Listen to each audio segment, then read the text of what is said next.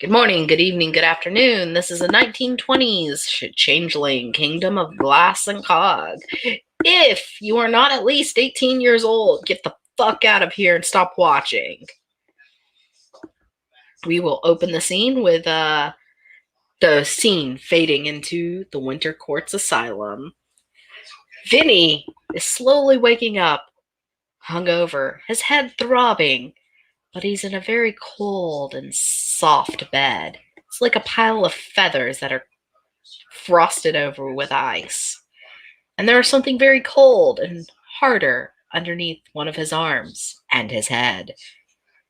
And a very cold and much harder than the bed arm is around his shoulders. Vinny slowly blinks, his head throbbing, and he winces a bit as he slowly opens his eyes and tries to adjust to his surroundings. It's a room you've never seen before. Everything is coated in a thin layer of ice or frost. And you were like half laying on top of Weston's chest. He gasps and gulps softly, and he says, What did we do any?" No, you wanted to cuddle. You were crying about being alone, so. He nods softly. But like he'll gently pat Vinny's hair. It's like, do you feel better? Do you need any aspirin? Oh, he gently pinches his brows and he nods. The headache's not going away.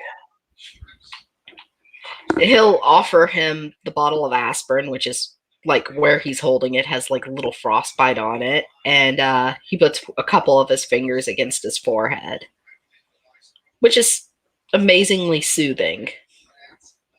He sighs softly. Headaches is always amazing.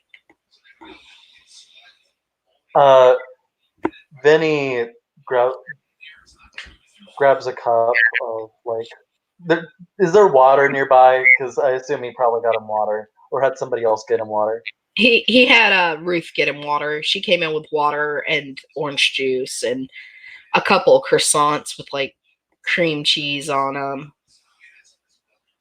Yeah, Vinny pops the aspirin in his mouth and slowly drinks the water while looking at Wes, just quietly, like his forehead's to his fingers to his temples and everything.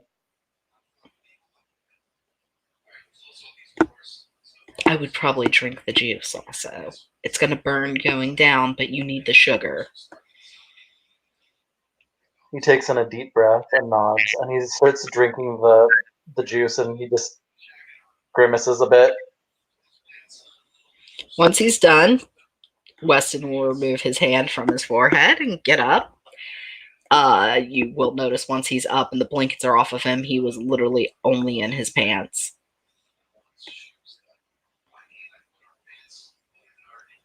Vinny chews his lip, still kind of watching him.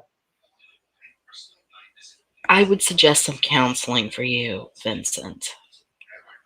Because your exact words were to grab my shirt, rip it off, and say you would do anything not to be alone.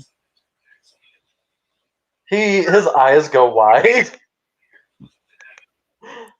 I do not mind your company. You are quite fun to cuddle with, but I don't sleep with people unless I'm in a relationship with them. I'm not like that either. You're dealing with a mild case of sorrow. You know, loneliness, sad thoughts, a lot of crying as you tried to sleep. I'm just saying talking to someone about it might help. He slowly lays back in bed and looks at the ceiling. Tears are starting to form in the corners of his eyes again. He'll sit down on the edge of the bed beside him. I don't know if talking will even do any good. Well, we should start. Somebody's already watching us. Sweet. We should start with where we can best assist your depression. We need to get you a social network going. Supporters to help you throughout it all.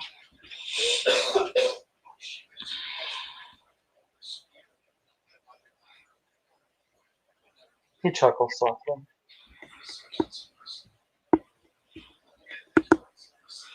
Support.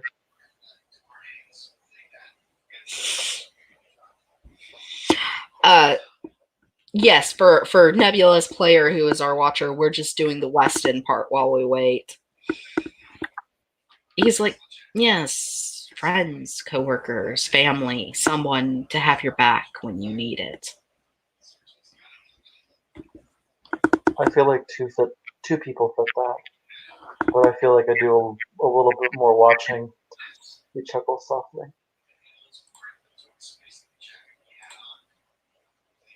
Well, what I would say then is, why don't we take you to get showered and changed first? I think it would look very awkward if you left my room in the same clothing. He takes a deep breath and nods again, slowly slipping up.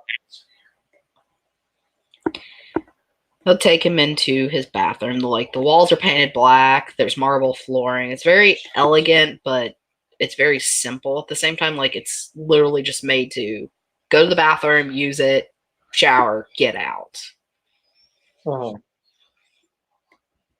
He's like, He he's like, go ahead and undress. I will bring you a towel and some extra clothes. he blushes a bit when he mentions that, and he says, Once you're in the shower, I shouldn't be able to see anything of you. It's frosted. he nods and slowly slips into the shower. Yeah, so he'll bring him some clothes. He'll bring him some of his own clothes to wear because there's not many men in the asylum that aren't in patient garments, and that would have some explaining needed. Mm-hmm. And I assume they're about the same height, honestly. Yeah, he's about 6 foot, so. Yeah, Vinny is too. So he'll toss the clothes over the wall of the shower door, and he'll wait for like them to be pulled away so they don't get wet. Okay, real quick. Nebula, the next thing to do is check the sight settings and see if it's actually set for the camera you're using. Sometimes when you reset your computer, it changes. It's a lot easier than typing to her. Mm-hmm. So when he goes to get out of the shower after bathing, Ruth is standing there with the towel extended. He blushes a bit more because like he's nude, and he peeks behind the She shower door and takes the towel. his face, like that's it. And she's like, it's my job to see many patients naked. I'm just treating you as a patient at the moment. Hands him the towel, walks out. He dries off. Like he's mostly in his mind right now, just slowly mulling over the things. The crown kind of on his mind, thinking about his time in Arcadia, and thinking of why he did what he did when he was drunk. And all he can think of is he, at that moment, he would have done anything to be with somebody. He was feeling despair. Yeah. Once he's done bathing and dressed, Weston will guide him back to the main hall of the hospital, away from his private quarters. Mm-hmm. And he goes, I would probably keep this private. I wasn't going to say anything anyways. He kind of nods. You don't want to have to deal with Angelo. He looks down when he mentions Angelo. He looks over at him. Something on your mind? Yes. A penny for your thoughts.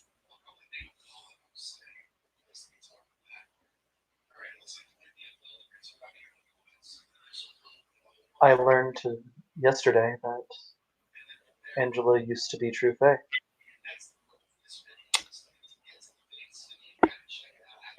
Weston looks extremely uncomfortable and a little pissed off. He's what? True Fae. Exiled. So basically, he broke the laws of the freehold. Exiles can live here, but they're not allowed to hold positions of power. He Goes in nods. their head.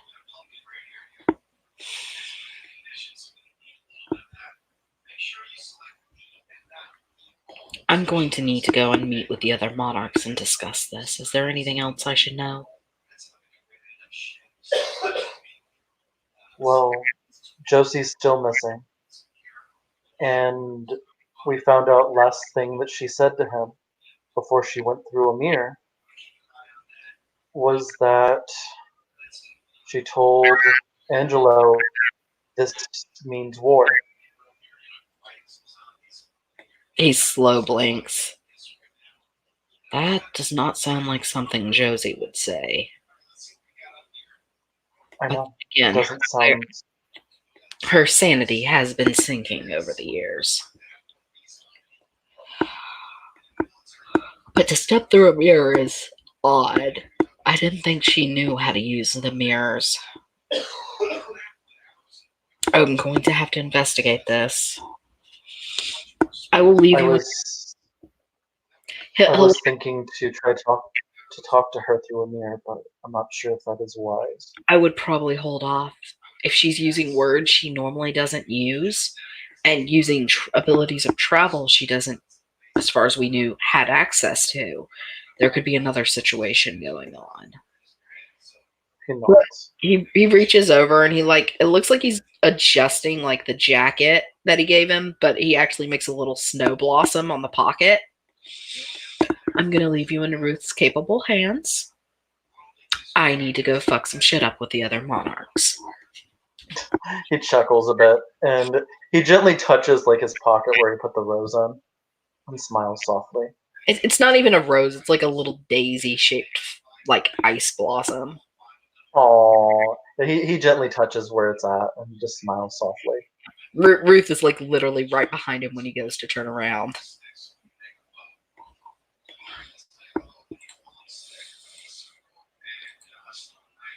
And Weston's walked off, so. Okay. So yeah, he turns to like walk away and then he runs into Ruth. He takes a deep breath. So, You're very quiet. yes, I am a darkling. We are quiet. And I hear almost anything. It is my job to be completely silent and servant-like. Servitude is all I live for, she says. And all I have lived for is to be ever watchful. She'll smile at him. So, what would you like to do first? Assuming since Weston left you in my care, you get to follow me around or go home.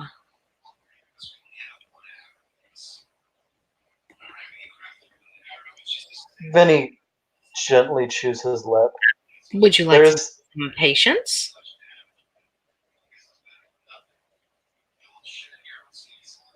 You know what? Sure. She'll smile. Like, she's doing her rounds and she's showing impatience, and there's normal human patients in one hall, and then changelings are separated. The They range. There's ogres trying to be taught not to eat human meat. There's beasts trying to be socialized to be more human. There are Wyzens who are agoraphobic, and the final stall, she doesn't even go inside of it. She literally opens the slot and puts a brown wrapped like meal package through it. Who's in there? A little mirror skin. She's not well enough for groups or visitation quite yet. Her fingers cut. He nods. So for now, she asked for isolation because people are scary. So that's what we're giving her till she feels comfortable enough to join the other children.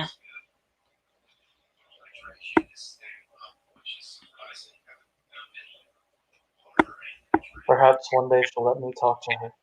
Yep, like as as the package goes through, you see very long nailed, almost like it's made of glass hand reach through and just grab the package and pull it in.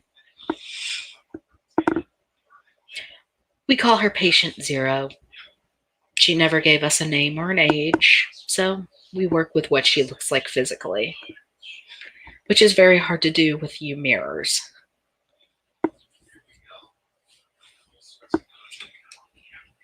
She never gave herself a face. She's just broken glass. She has a face, but it's like looking at a face through water.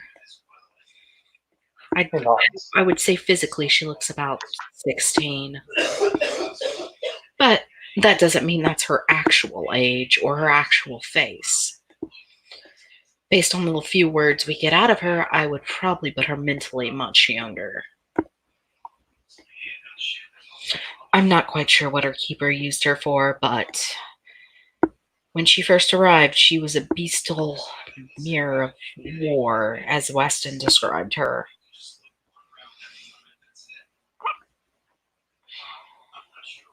Nebula just gently touches the door. Yeah, so like you can hear the crunching of someone eating dry meal in there. Other than that, you don't hear anything besides humming and normal childlike eating mannerisms. Is that all she does? She'll sometimes she'll request books or a toy, but you can't actually go in there with her, for as soon as someone steps foot in the room, she goes into a frenzy and attacks. This is the most interaction she's done in the past year. She'll talk to you through the door. That's it. He gently knocks on the door. The eating sounds stop and a Hello. His own voice comes back. Hello.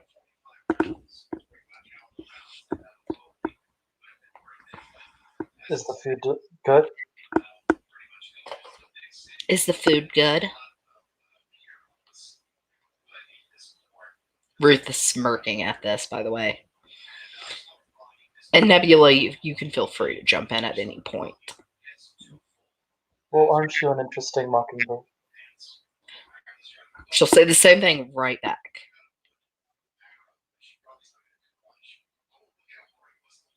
He smiles softly and just gently touches the door. His forehead gently touching the door as well now at this point. Yeah, like it's actually close enough you can see like an eyeball that looks like white glass staring through the slot at him. And it's got like silvery blue hair hanging over it, the few locks you can see.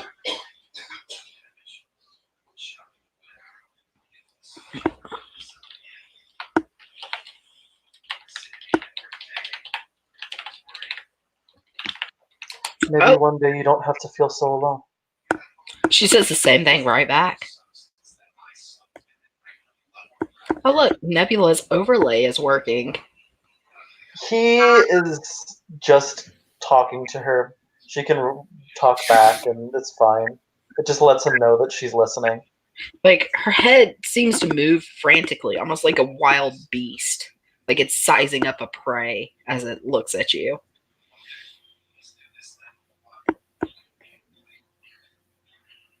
Her claws can reach you, so I wouldn't get too close to that slot. He takes a few steps back. His own voice, come back.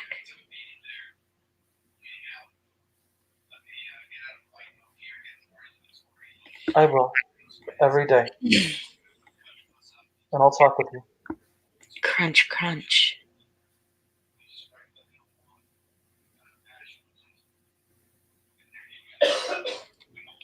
Ruth clears her throat and is like, I think it's time to go. He nods. We'll say Nebula was visiting a little bit. Yeah, he'll just say, goodbye, little mockingbird, and walks away.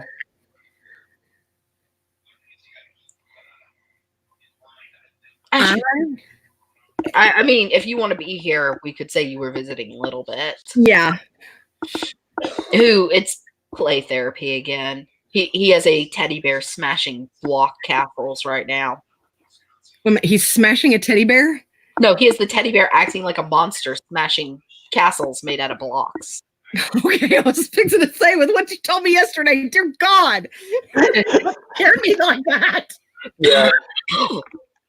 Nebula can see that Vinny is just gently like holding his arm, like his other arm, like kind of quietly like reflecting. And now we are here in the group play therapy. The children love when you play with them, Vincent. And she'll just pat him on the back with a sick smile and walk off, leaving him there with Nebula and the army of children. He smiles softly and steps in. Who is quite happily like helping to rebuild the blocks so that everybody can basically just knock them over or however they see fit or to help build. When Vinny comes in, he realizes that this is probably like the only thing that these kids have that can be really happiness. And so he offers a small bow and he says, the King of Toys is here. Every child has dropped what they were doing except for one who was drawing and has charged at Vinny. And is there pulling him further into the toy room. he like lets them all like run into him and he like gives them all a big hug. Yeah, like even a little bit goes and gets him. The only one who doesn't is a boy who looks a little older than the rest, and he's drawing right now. He doesn't even look up. And Nebula is just kind of very pleased but very startled. But not in a bad way. Just, this is so... I'm proud of you. Now, are you ready for the trolling? Sure, let's go ahead and start with the trolling. Little Bit looks at the King of Toys and goes, I saw you in Weston's room last night. His cheeks turn bright red. I'm taking him and kind of going, shh, shh. You're crying. Why were you crying? Was it because there's not enough toys?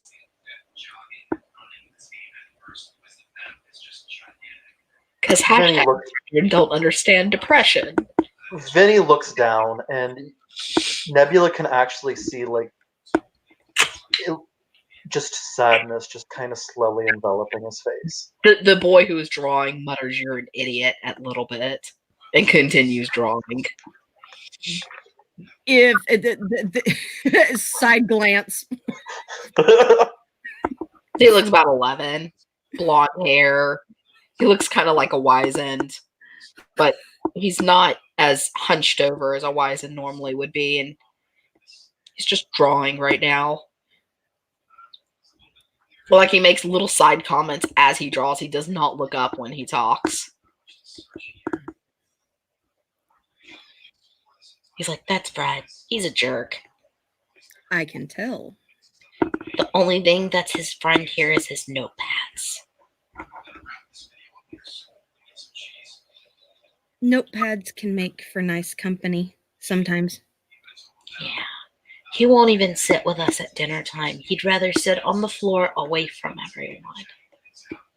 And then Vinny, the only one he talks to is his notepad. Vinny chews his lip and kind of looks to the kid. He's drawing something that actually looks oddly familiar to Nebula. It's a crescent moon-shaped grin on an all-blackened face. Oh, shit. Hey, Vinny doesn't know anything about that, and he was preparing to walk towards the kid. Like, every paper around him has that drawn on it. It's just the same thing he draws over and over.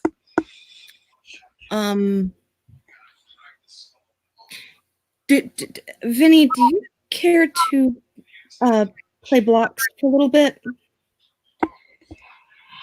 Vinny tilts his head slightly. All right. He offers an arm out to Little Bit. Little Bit takes it and he's like, "We're smashing the Keeper's castles." Nebby is just gonna grin from ear to ear. It was Rose's idea. She thinks if we have something big enough that goes boom, we can smash them all. We were practicing with the teddy bear first.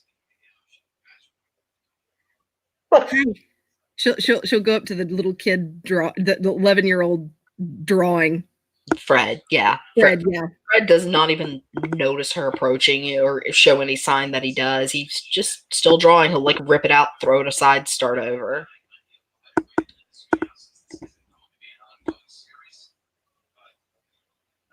Can you tell me about your friend here? My notepad. All right, we'll go with that. Your notepad. It's a notepad. Yeah? Not much else about it. Doesn't betray you, doesn't hurt you. Anything you put into it is what you see. And you've seen these crescent moons? He's called the Grinning Man.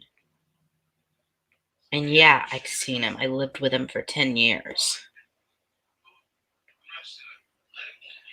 Me too. Were you one of his architects also? Not as architects. He liked me to use bones from the others in his buildings.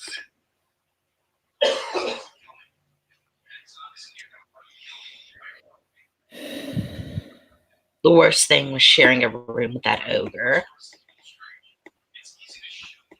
Watching that ogre eat was disgusting. It can,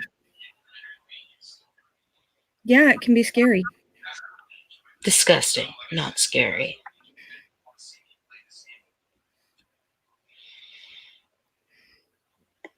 They can't really help how they're made. Whatever you say, lady. Gets up, picks his notepad up, walks to Ruth. I want to go back to my room now. I just completely and totally failed that. Like, literally, she's just putting her hand, covering her eyes with her hands. Yeah.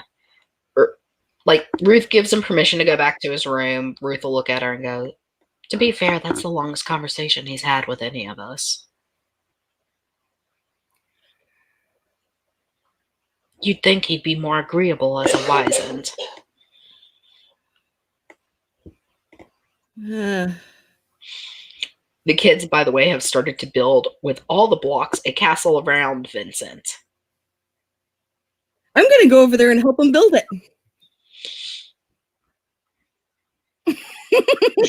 Nebby will see like some sort of sadness in Vinny's eyes while they build a castle around him. like one of the girls who has long red hair and smells like flowers and wet grass to Vincent when she gets close has put a paper crown on his head. The king of Toyland. He smiles softly.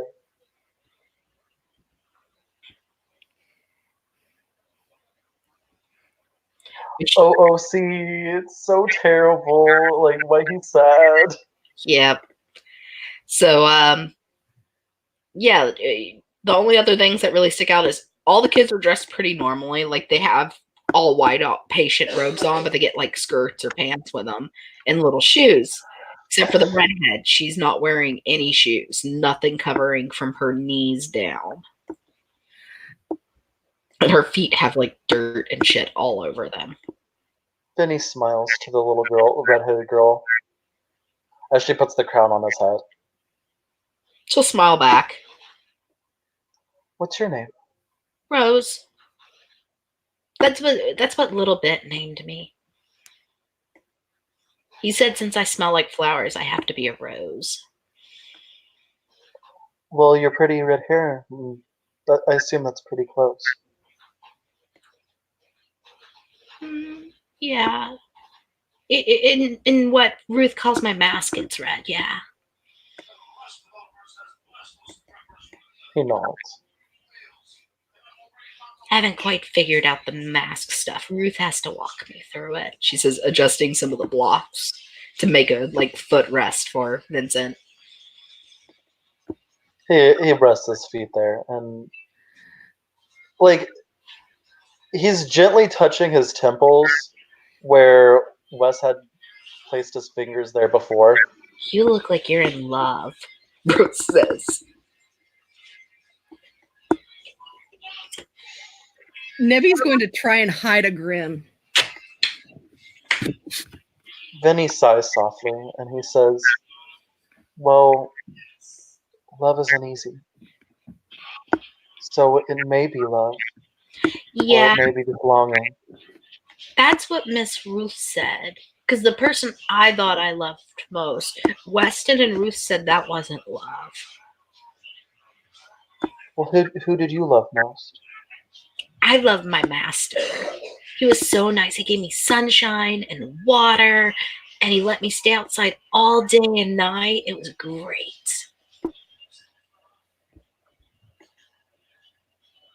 I'm not going to really know what to say to that. Vinny frowns slightly. But Ruth explained that if he had really loved me, he wouldn't have taken me until I was older and could agree to go. And did he ever really let you move? Long as I didn't leave the garden. Flowers stay in the garden, she says, shaking her head. Well, then, you never really were free, and he never let you be anything but what he wanted you to be. Yeah, but outside the garden was dangerous. There were those big skelly lizards and horny horses that shot fire out of their mouths. But, I mean, besides that, the count was really nice. He even let me pick which other flowers go where in the garden. But they were all older than me. They didn't want to leave when I left, but they pushed me through even though I wanted to stay. So I kind of get it, but sometimes I still wish I was in the garden. It was the prettiest place ever. There's going to be a little bit of envy in that. Because bright sunshine and there's and he only ever whipped me 3 times. It was really easy to learn not to do bad things. A lot easier than here, even if they don't whip you as punishment. Ruth's just shaking her head. What do they do as punishment? Here at the hospital, They take your toys away, or they make you write sentences, or you have to go to your room and not come out for the rest of the day. Well, that's teaching you.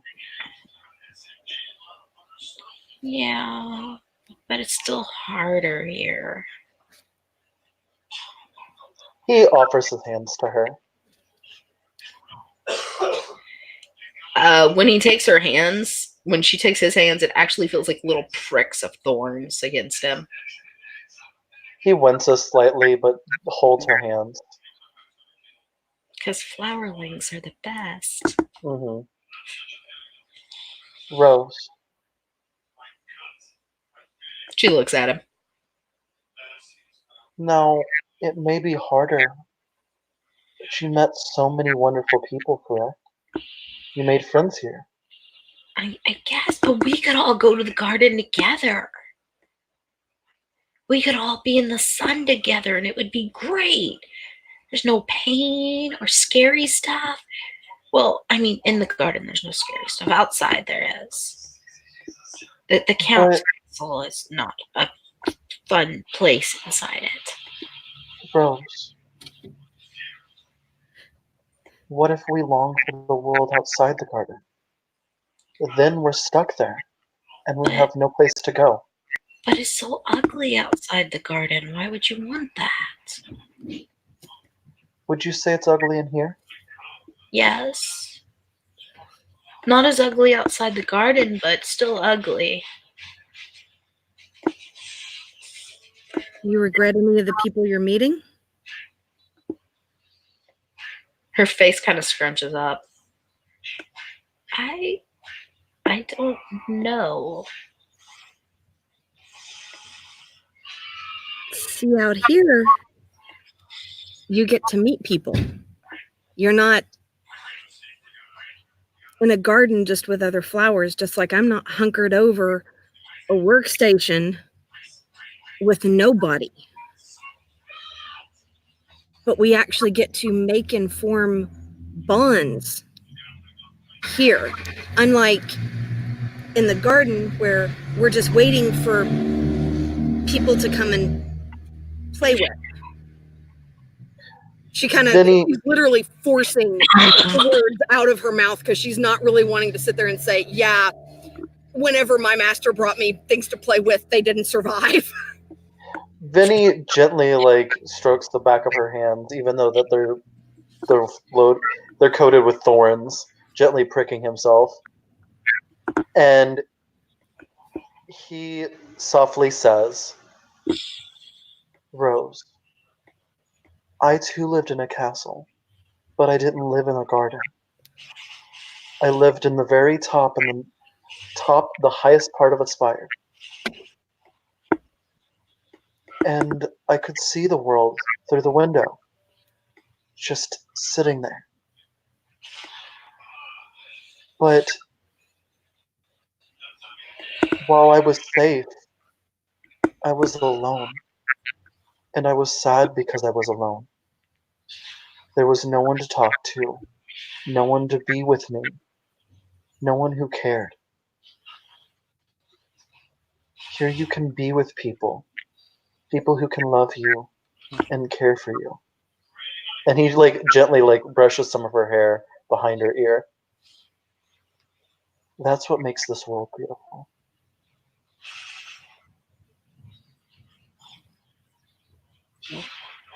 Nebby's eyes are softening at Vinny right now.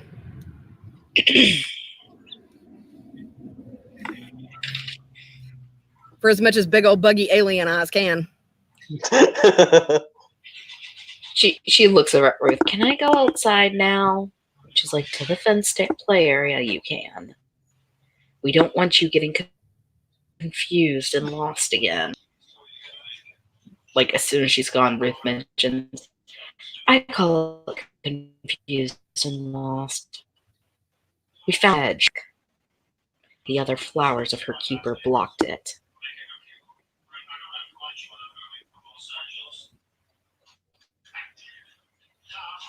When they're taking as babies, it's harder for them to come back and understand why they have to Vinny just kind of looks at his hands that are kind of they're pricked and bloody. Ruth offers him a cloth. He takes it and gently dabs the wounds and presses it until like the wounds heal. You should train play often with the other children. They're highly toxic, so they have to wear full.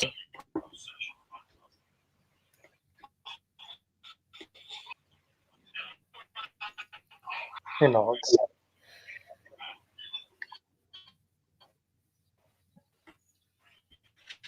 My mind's still on Freddy. That was the kid drawing the little crescent moon. If you're curious about Fred, he belonged to a keeper called the Grinning Man. He had a habit of changing his face and form a lot. I'm well familiar. The three keepers we get rescues and escapees from the most are the Count, the Grinning Man, and the Matron. The Matron, most of her escapees are in the dangerous patient hall.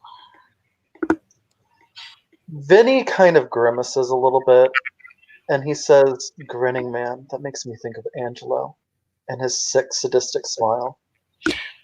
Oh no, it's worse than that. Well, Angelo does claim Not he here. was kept by the Grinning Man, so... What? He looks over to her. Yes, when he first came here, he had chains on him and said he was kept at the Grinning Man's home. That a young girl let him out, an elemental. I am literally scanning my memory. Your keeper Do I remember anything? The only thing you remember is your keeper did keep a lot of elementals for light sources and powering generators and stuff. And the basement was always off limits to everyone but himself.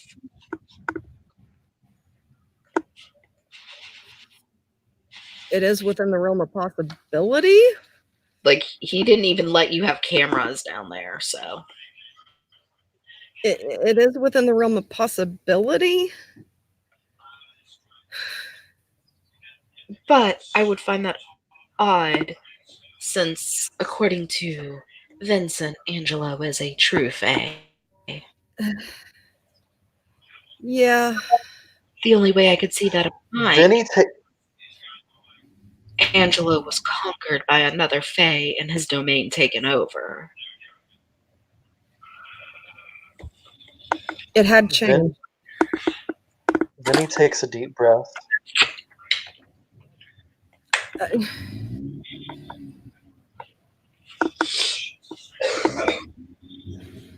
I'm way too confused right now. I'm way too confused right now. There's beer and ale in the staff room if you would like some, Miss Nebula. I'm sorry, there are some what? Beer and ale in the staff room if you would like a drink. I don't think I've ever had any. The spirits tend to relax the mind when you need it, but it can be an addictive source. So I would stick to one. She'll nod and head over to get a little bit of, I think she'll try ale. And let me actually retcon that, because I have had spirits before. I just happen to remember there was rum and there was green fairy. Yeah. All in the same night. Yep. So like that. It's a more earthy, smooth taste, and it doesn't really burn as much as as when it goes down.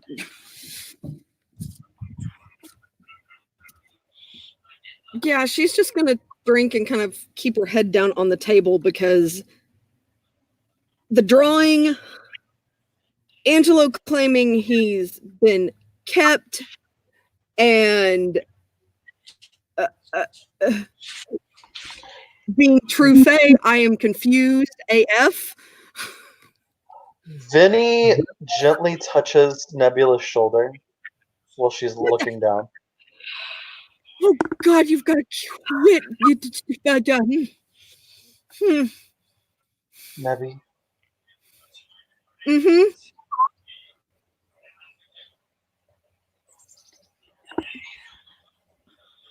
what if Angelo was or is the grinning man? She is literally going to get sick on the not on Vinny, but away from him. Like literally just lose her breakfast. While y'all talk, Ruth is taking a phone call. All the children have evacuated to the outdoor area where it's nice and sunny and they have balls and slides and such. Rose is chasing Little Bit with balls of mud.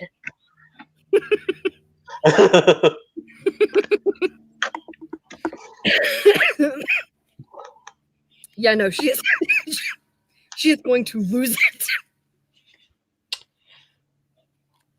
Ruth has set the phone down and goes back over and goes, I have news that is neither good nor bad about Josie.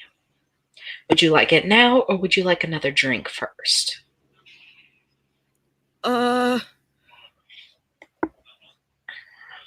She'll take the ale and pour another one into her glass while she's trying to first she's going to desperately try and clean up the sick at the thought that Angelo was the grinning man. She's going to take another glass and take her glass and pour another one and go,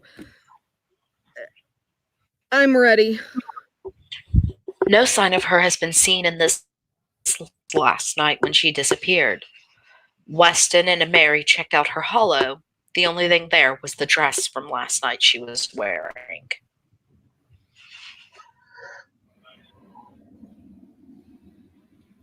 What's the good news? I said the news was neither bad nor good. The good part is she went to her hollow at some point, which means she's still alive. And if she left her dress and her shoes there, it just means she changed clothes. It means that she got away from Angelo and she was doing something of her own volition. I mean, she does that plenty of times. The main issue is with her sanity being so low. Angelo may have finally broke her. She is not full of clarity. She's tends to drift between here and dreams a lot. So you're telling me that thing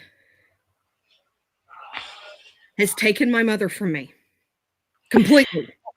No. Josie, even when she has small breaks, never disappears forever. She takes breaks, goes away, comes back restored.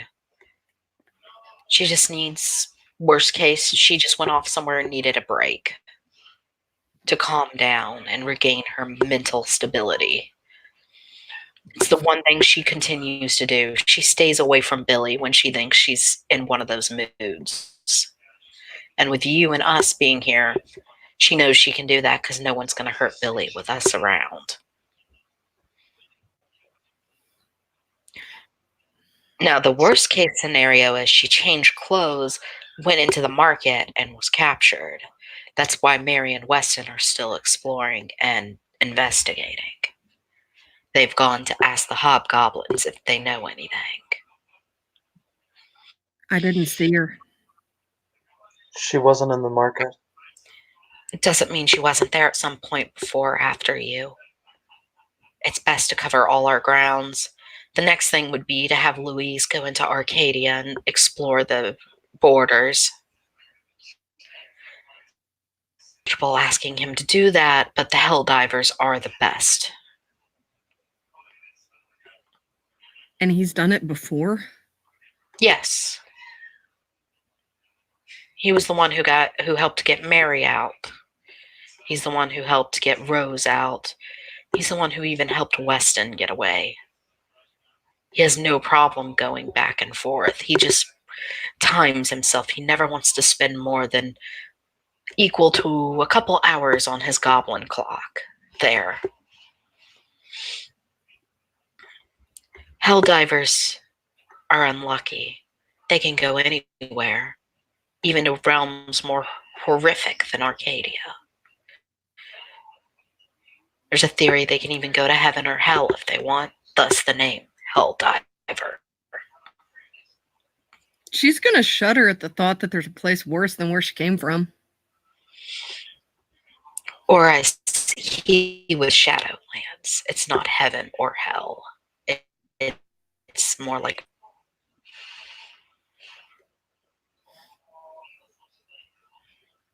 So she's safe.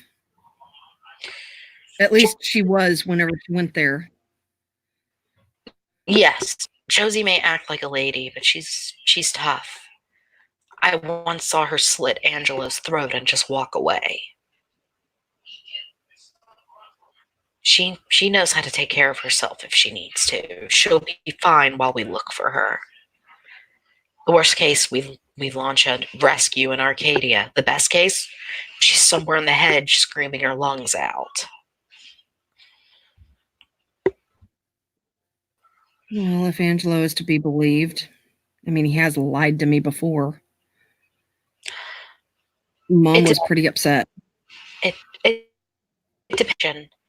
Angelo, sadly, is not known to really be a liar. He may twist what he says to make himself look better, but he never speaks a falsehood. It's one of his oaths. Vinny nods. I can tell when a person is lying, and he did not lie. Maybe not to you.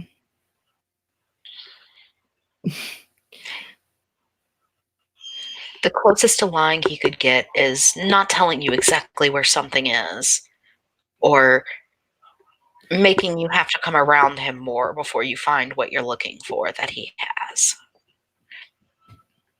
That's why most of us have to be extremely straightforward and blunt with him.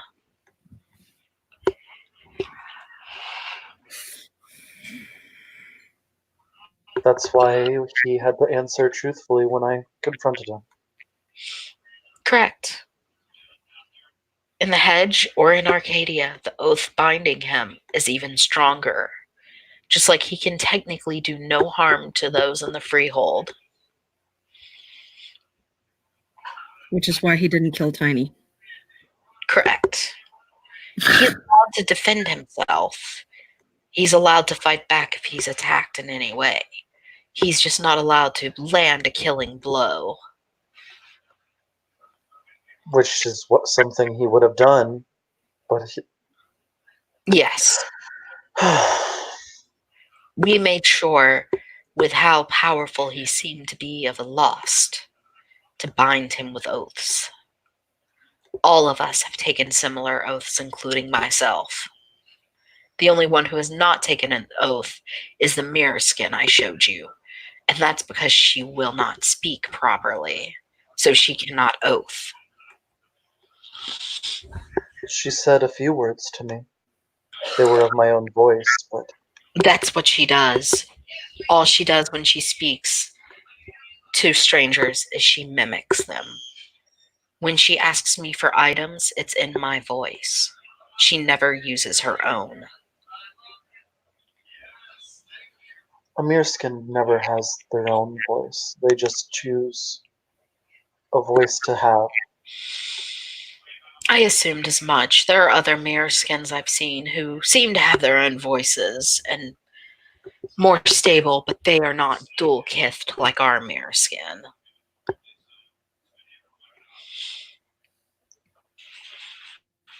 And I don't know how to help a mirror skin that's also a hunter.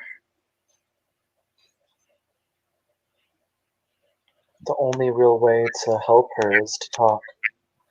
Isolation is just going to drive her mad. Yes, but I couldn't let her out with the children around. It got bad enough she went after Rose. Then don't. But I will visit her every day. That suffices. Miss Nebula, I would like to give you some paperwork also. Yes.